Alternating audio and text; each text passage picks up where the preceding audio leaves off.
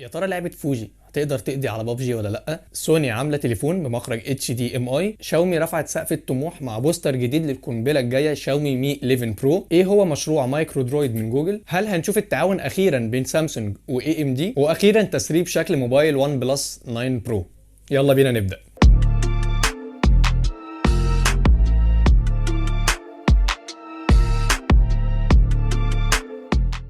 ازيكم يا شباب، عاملين ايه؟ لعبة فوجي واللي نزلت في الهند تخطى تحميلها 5 مليون عملية تحميل في يوم واحد، ومعنى كلمة فوجي هي Fearless and United Guard. طبعا بسبب المشاكل اللي بين الهند والصين لعبة بابجي اصلا محجوبة في الهند، فالهند فكرت ان هي تعمل لعبة تكون شبه بابجي وفي نفس الوقت حتى الاسم متقارب جدا بين الاتنين. اللعبة من تطوير شركة انكور جيمز، واللعبة مركزة على الاحداث الحربية بشكل مخصص اللي حصلت في الهند، وفي حتى ممثلين كتير قوي كانوا مشاركين في تطوير اللعبة دي.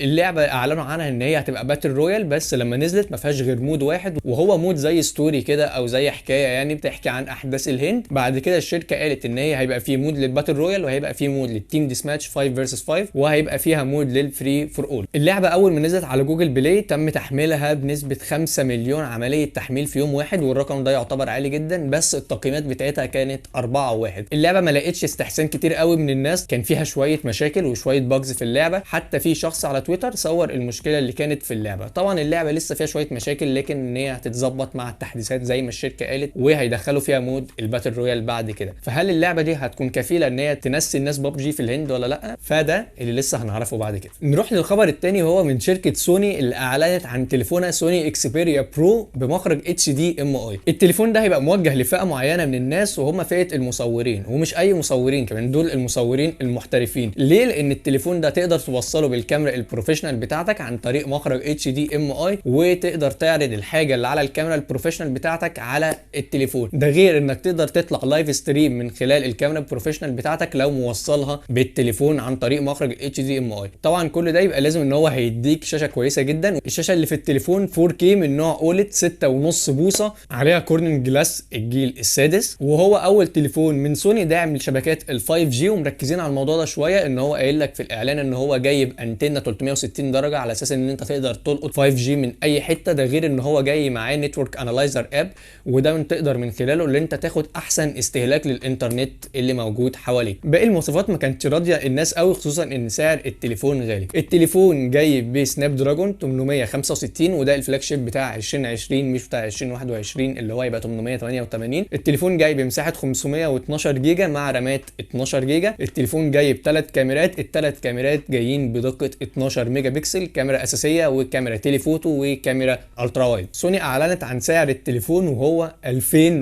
اللي هو تقريبا بالمصري 39000 جنيه. ايوه بالظبط زي ما انت سمعت، $2500. التليفون ده متاح دلوقتي على امازون لو عايز تشتريه يعني، ده لو. نروح للخبر الثالث، وهو من شركه شاومي اللي مكمله بخطى ثابته في السوق، واعلنت عن البوستر الجديد بتاع تليفونها المي 11 برو، اللي ظهر فيه كاميرا 10x زوم اوبتيكال، يعني كاميرا حقيقيه بتعمل زوم حقيقي بيوصل ل 10x. ده طبعا مع وجود شاشه سوبر اموليد 1440 بكسل بمساحه 6.81 بوصه وتردد 120 هرتز. ده غير طبعا ان التسريبات بتقول ان التليفون هيجي بمعالج سناب دراجون 888، وده هيبقى اعلى معالج موجود في العالم حاليا، مع رام 12 ومساحه 256 او 512، لسه الموضوع ده ما اتحددش. التسريبات برضو بتقول ان الشاحن اللي هيجي في التليفون هيبقى شاحن سلكي 120 واط، وهيبقى برضو موجود شاحن لاسلكي 80 واط. الشاحن ال 120 واط قالوا ان هو هيشحن 4000 ملي امبير من البطاريه في 19 دقيقه، وده طبعا رقم خرافي. المتوقع ان سعر التليفون هيكون في الهند 51000 روبيا، اللي هو تقريبا $700. فهل شاومي هتقدر تاخد فئه الفلاج شيب لنفسها زي ما هي واخده الفئه المتوسطه؟ ده اللي هنشوفه اول ما التليفون ينزل، والمتوقع نزوله في شهر فبراير.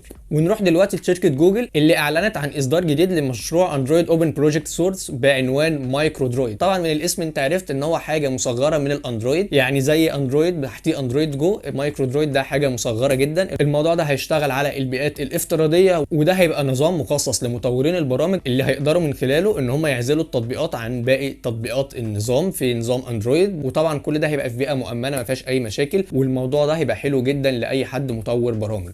دلوقتي نروح مع الزعيم الكوري سامسونج، واللي اعلنوا من 2019 تعاونهم مع شركه AMD علشان يصنعوا لهم المعالج الرسومي بعد بعد كده لمعالجات اكسينوس بتاعه سامسونج. وطبعا من ساعه الوقت ده مفيش اي حاجه فعليه حصلت، ولكن ظهر تسريبات لشخص مجهول المصدر على كوميونتي كوري، وهو عامل مقارنه لمعالجات اكسينوس اللي نازله بمعالج رسومي من اي ام دي وبين معالجات ابل وهي الاي 14 بايونيك، وهو ظهر تفوق واضح لمعالجات اكسينوس تقريبا بفرق 40 فريم على منصه جي اف اكس بنش تيست. فطبعا كل ده تسريبات، لسه مش عارفين التعاون ده هيتم فعلا في 2021 ولا لسه، فخلونا لسه ما نحطش امل. بس لو الموضوع ده حصل فعلا هتبقى نقله كبيره قوي للفلاج شيب بتاعه سامسونج، وهيبقى نقله برده لاي ام دي. ونروح اخيرا مع شركه وان بلس، واللي ظهر تسريب لشكل الموبايل حقيقي، وهو وان بلس 9 برو اللي كان ماسكه كده شخص ماسكه من الوش ومن الظهر. اول ما هتيجي كده تبص على الظهر بتاعه هتلاقي ان هو جايب 4 كاميرات على النظام الدائري شبه نظام ابل. تيجي تبص على الشاشه الاماميه هتلاقيها ان هي شاشه ايدج سوبر اموليد طبعا، والشاشه شكلها كبير فتقريبا هتبقى معديه